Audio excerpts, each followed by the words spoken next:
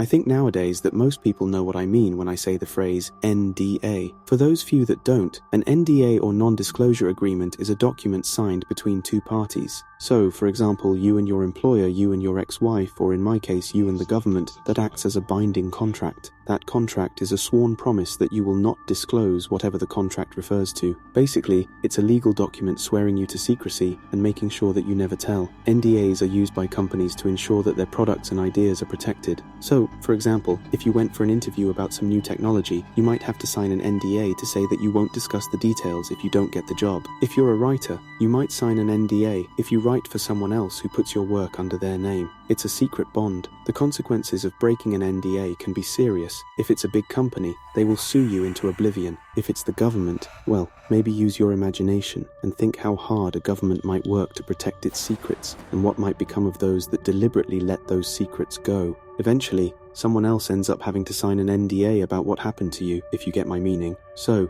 in order to avoid any such unpleasantness and to keep me as safe as possible, I won't be sharing my name. I will also say, just for the sake of any lawyers or government officials who might stumble across this video, that what follows is definitely, entirely, 100% a work of fiction. It definitely is not. I repeat, is not what happened to me in the autumn of last year, and is definitely not something that I was made to sign an NDA about to make sure that I wouldn't leak the story to the press. I am definitely not putting this story onto a YouTube channel instead of in the papers to protect myself, and it is absolutely not an accurate account of what took place. Definitely. Now that we have that out of the way, I can tell you what didn't happen to me last autumn, what I wasn't forced by men in suits with guns to say that I would never talk about, and what I think about every time I turn out the lights. There had, as you'll probably know if you've ever been there, always been stories about Aston Wood. The wood itself lies about a quarter-mile out from the town of Aston, and is made up mostly of old oak and chestnut trees on the fringes and pine and spruce as you go deeper in. It stretches up into the hills for several miles, and is far back enough from the road into town to be pitch black at night. It also fringes the large military facility that sits out on the edge of town and below the hills, the one that you need all kinds of clearance to get into, and that you could get into trouble for even approaching. The stories about things in Aston Wood go back a lot further than the existence of this facility. In fact, even my grandfather remembers being told to stay away from the area at night because there were things that moved in there. But recently, as in, within the past few decades, the presence of something unnatural and the presence of the facility had become inextricably linked in the local imagination. Back when I was at school, people used to tell stories about the Yachi, some hideous squatting thing that used to hop between the lines of trees, barely seen out of the corner of the eye. If you were stupid enough to walk past or through the woods after dark, they said, the Yachi would pick up your scent and follow you.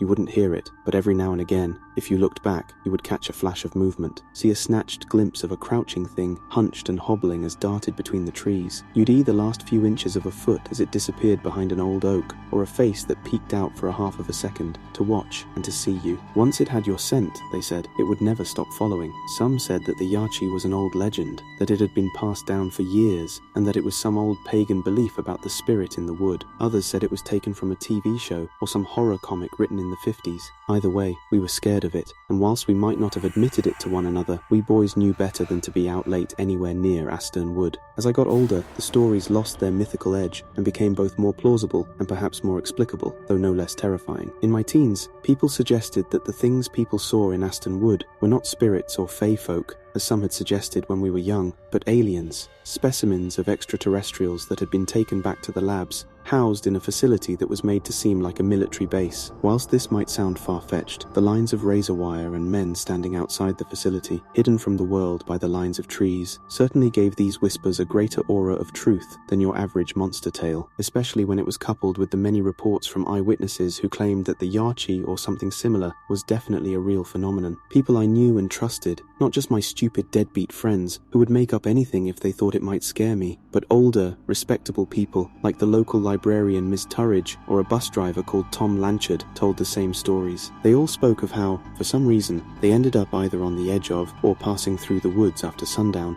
and how they had seen something moving around amongst the trees. Whether it was meant to be a person or an animal was never clarified, but from the few details I did manage to overhear, I got that whatever it was, it followed them each for over a mile, rushing out of the shadows and nipping between trees so as not to be seen. What was seen of it, according to both Turridge and Lanchard, was pure white, the colour of chalk or milk. As if, I heard Lanchard tell someone in the pub, all of the colours had been bleached out of the skin, or as if there had never been colour there in the first place. It was, he said, what he imagined someone would look like if they were dragged out of a river after being there, under the water for months, all swollen and bloated, the skin leached of pigment. This, of course, fed into the talk about aliens, though a few shades lighter than the greys I had stuck on my bedroom walls at the time. The characters from these stories certainly fit the description, though after what I saw, I have to say that I no longer believe that aliens are the true explanation, for a number of reasons. I had been coming back from a friend's house, intending to ride as I usually did, there and back on my bike. I had left it a little late, and by the time I started making my way home, the sun was already starting to set, which, considering I was going to ride through Aston Wood,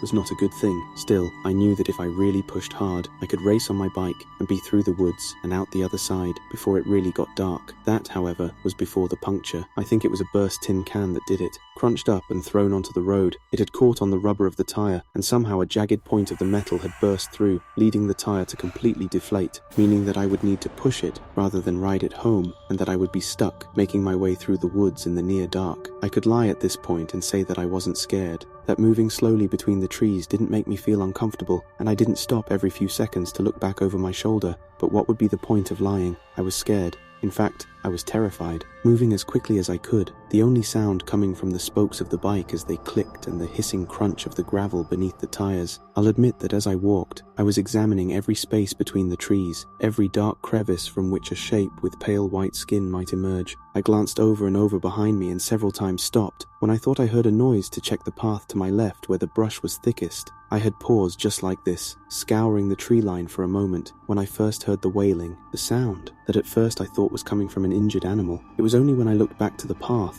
forward in the direction I was headed, that I realized it was no animal making those sounds. There, before me on the path, moving slowly toward me on all fours like an animal, was a thing that looked like a person, but its skin was completely white. It was small, maybe a little larger than the average 10 or 11-year-old, entirely hairless, and with deep red patches of soreness around the eyes, nose and mouth. Seeing me standing there before it, it opened its mouth to reveal that it had no teeth, just an open hole of swollen gums. I remember feeling my guts turn to ice. My mind screamed at me to run, but my body refused to move. As I watched, frozen to the spot with terror, the thing slinked and crawled slowly forward, wailing in awful low moan, before finally it opened its mouth wide and spoke. The words, distorted by the lack of teeth and pink swollen gums, came out mangled, and at first sounded like "Feber" in my Libya. I remember wanting to scream. Hearing this thing spitting these awful non-words was like something from a nightmare, but after a moment, I began to catch what the thing was saying. "Feber in my Libya," and saw that rather than pursuing me, it was reaching out with one extended arm toward me, grasping and groping as if lost or in pain, reaching as if for help. It was then that I noticed the scars, networks of thick raised lumps all over the body of the thing, crisscrossing its torso and back, lining the legs like strange patterns.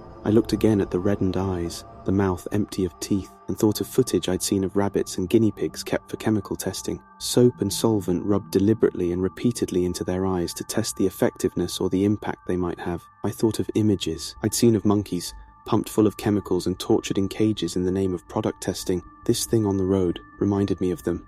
"Feber in my Libya," it repeated as I began to understand. "5 in my litter," it said, more clearly now, bringing one hand up to softly touch its own cheek, before extending out a hand, pleading. 5 in my litter. 5. Was this, I asked myself in horror, a person? Despite my instincts telling me I should run the other way, I couldn't help but feel pity for this wretched thing, and started slowly to move toward it. It was at this point that the men with guns showed up. 2 guys in military fatigues emerged from the trees, and as one moved toward me with his hand raised, the other pounced on the thing, gripping it hard and tying its hands with cable ties. Within seconds it had been dragged kicking and screaming back into the trees and back toward the base that lay concealed behind them. I began to question, to ask what was going on, when seemingly out of nowhere 2 men in suits, who had clearly been following the men with guns, appeared to my right. After a long conversion, during which nothing was explained save for the fact that I could not under any circumstances tell people what I had seen, I was told to sign a document, an NDA to say that I would never tell, and of course I never will.